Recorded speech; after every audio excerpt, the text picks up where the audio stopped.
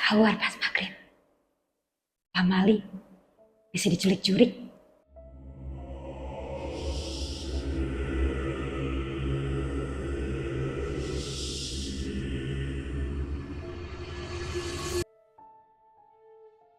Ada yang pernah dengar ungkapan ini dari orang tua kalian? Kalau dibahasakan, mungkin menjadi jangan keluar di waktu maghrib, nanti diculik setan. Peringatan orang-orang terdahulu terhadap anak mereka agar segera pulang saat malam tiba. Mungkin bagi kalian, wewe gombel itu mitos ya. Pernah terlintas di kepala kalian kalau sebetulnya wewe gombel itu hanya representasi dari kejadian yang tidak bisa diterima oleh akal manusia. Pernah?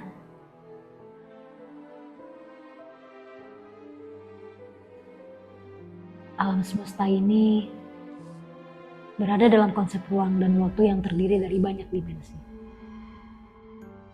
Hidup kalian terbatas di dimensi ini. Namun, bagaimana kalau kukatakan ada dimensi lain? Bukan, banyak dimensi lain selain dimensi ini.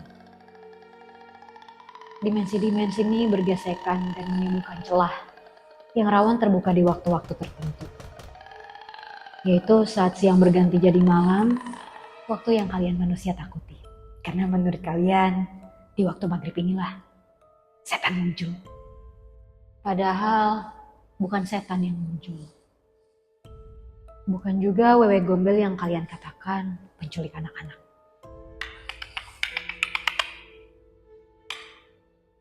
Kalian itu terlalu dangkal untuk memahami. Pikiran kalian terlalu takut untuk menerima. Dan fisik kalian terlalu kecil untuk abstraksi selevel dimensi. Kalian terlalu kecil dan rentan. Serentan apa? Serentan. Kalau kalian menyeberangi celah itu, bisa aku pastikan kalian tidak akan bertahan. Fisik kalian terlalu kecil untuk energi sebesar dimensi. Apalagi manusia yang ukurannya lebih kecil. Ya, anak-anak. Iya, anak-anak yang main di luar rumah sama teman-temannya hingga waktu maghrib. Mereka bermain sejak siang, sejak tegaknya matahari di atas kepala, sampai matahari terbenam dan langit menjadi gelap. Mereka bermain sampai waktu malam tiba, dan mereka tidak pernah kembali ke rumahnya. Bagaimana kalau kukatakan mereka masuk ke celah itu?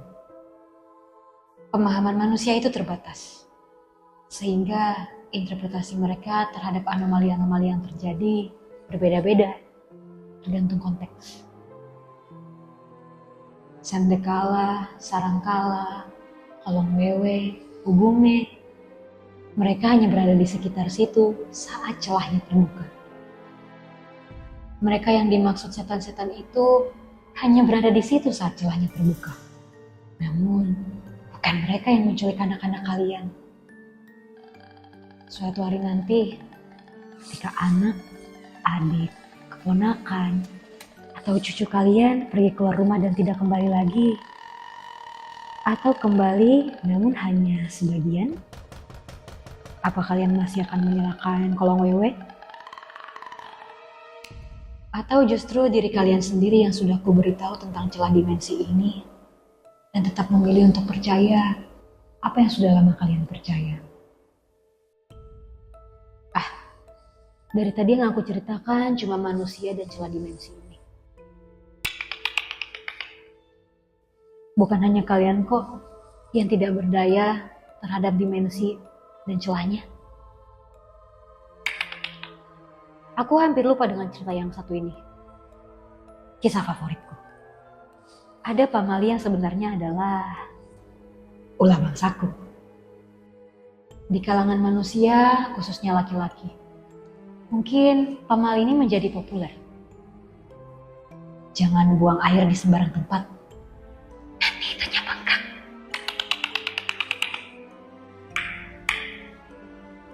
Raga dan kesadaran manusia terbatas hanya di satu dimensi. dimensi kalian sekarang. Tapi aku dan entitas-entitas lain yang tidak bisa kalian cerna keberadaannya, kami terekspos ke dimensi-dimensi lain itu. Terekspos. Namun tidak semua dimensi bisa kami masuki dengan leluasa ya. Begini ceritanya.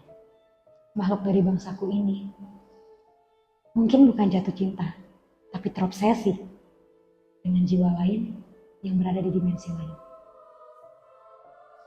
Karena keterbatasannya, dia hanya bisa mengagumi dari jauh, melihat, namun tidak pernah bisa menyentuh atau bertemu.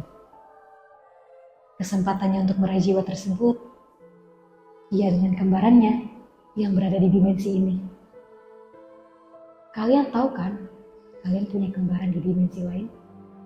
Atau kalian tidak tahu? Kesempatannya untuk meraih jiwa itu, ya dengan meraih jiwa kembarannya yang berada di dimensi ini, dimensi manusia, melalui celah yang aku sebut tadi. Kalian tahu apa yang dia lakukan untuk mengejar cintanya itu?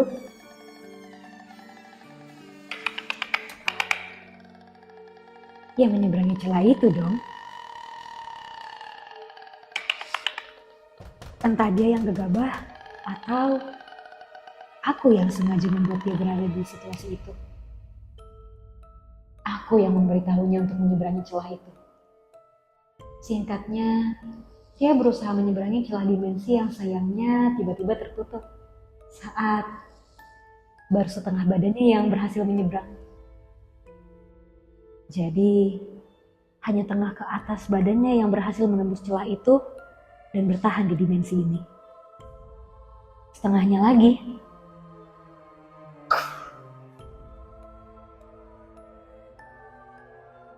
belum selesai. Ternyata kembaran jiwa perempuan yang selama ini dia kejar-kejar di dimensi seberang, di sini laki-laki.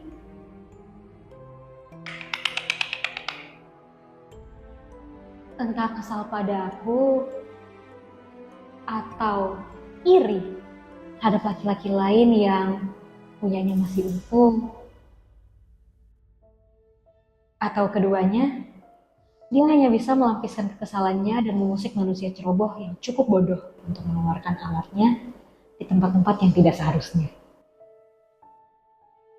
Bayangkan, berkorban mati-matian untuk mendapatkan apa yang kalian inginkan hanya untuk dikhianati dan masih dimiliki utuh oleh orang lain. Jadi, pemali buang air di sembarang tempat, aku bisa memberi pembenaran untuk yang satu ini. Kesimpulannya bagi kalian para laki-laki, jika kalian membuang air di sembarang tempat dan mengalami hal yang sama, kalian berhasil membuatnya iri. Untukku ini hal yang lucu, dan mungkin begitu juga buat kalian.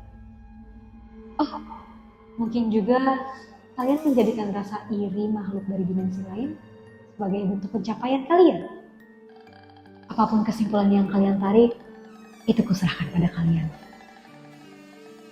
Namun sudah kuberitahu, dia tidak ragu untuk mengganggu siapapun yang mengusik perasaannya. Walaupun ketika itu tidak disengaja. Setelah ini mungkin kalian bisa menerka sendiri apa yang akan dia lakukan jika ia merasa diusik dengan sengaja. Sebelum itu, kalian sudah tahu kan? Kalian itu punya kembaran di dimensi lain.